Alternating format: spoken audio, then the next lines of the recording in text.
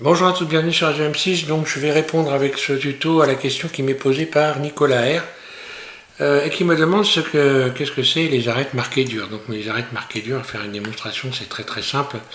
Alors c'est pas le truc que je me sers le plus souvent, mais bon, d'ailleurs ça peut être intéressant, on peut s'en servir. Donc déjà une chose qu'il faut savoir, pour pouvoir marquer les arêtes marquées dures, il faut avoir au minimum deux modificateurs qui sont installés. En premier, il faudra avoir installé ici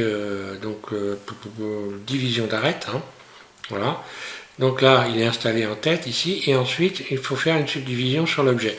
Donc je vais faire la démonstration. Déjà, on va regarder vite fait, si je fais une arête marquée dure ici, voilà, par exemple ici, alors je vais dire subdiviser, là, vous avez repéré la forme, je sélectionne ici, voilà celle-là, et je vais resubdiviser pour qu'on voie. Donc là, voilà, si je fais marquer dur aux arêtes que j'ai sélectionnées ici, je vais dans arête, et je vais faire marquer dur. Et voilà ce qui se passe. Donc on va repartir sur un cylindre, je supprime tout ça, je vais rajouter un cylindre, très rapidement. Alors c'est pas inintéressant hein, comme processus. Alors bon, mode edit, je rajoute là deux rayons, par exemple ici, je vais sélectionner, alors je reprends ce que j'ai fait, je sélectionne ça, j'ai sélectionné ici extruder un normal, sur les normales, j'attrape la poignée rouge ici et je réduis l'intérieur. Voilà. Et puis une fois que j'ai ça, je suis en mode objet, je vais aller chercher donc division d'arête. Donc division d'arête, vous avez automatiquement ces deux choses qui sont sélectionnées là. Il faut désélectionner ça puisqu'il s'agit de marquer dur. Ensuite, je rajoute une subdivision de surface, voilà. Je vais la mettre de manière importante.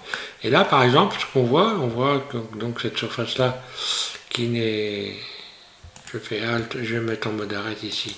Je vais sélectionner voilà, cette boucle-là et je vais aller chercher marquer dur. Arrête, marquer dur.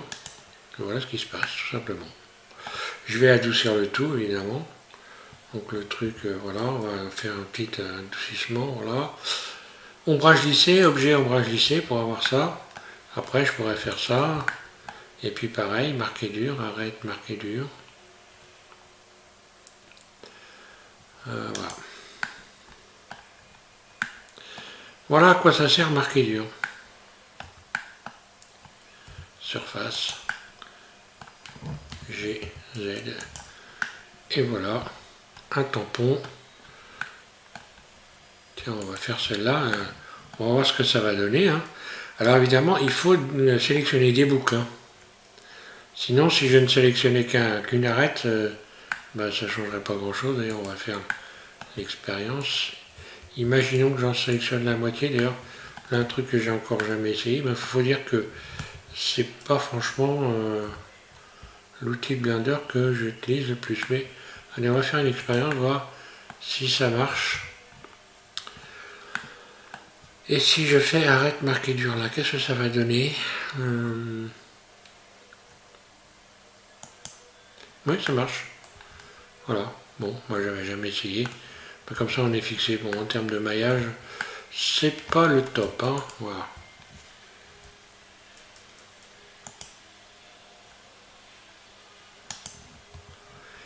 Et voilà, une fois qu'on a fini, forcément on va appliquer tout ça. Donc, appliquer et appliquer, voilà. Et on se retrouve avec ceci.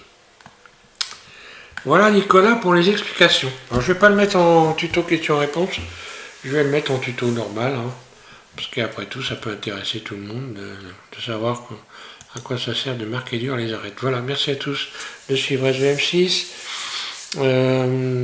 Avant de terminer, donc Frédéric, tu vas peut-être regarder ce tuto.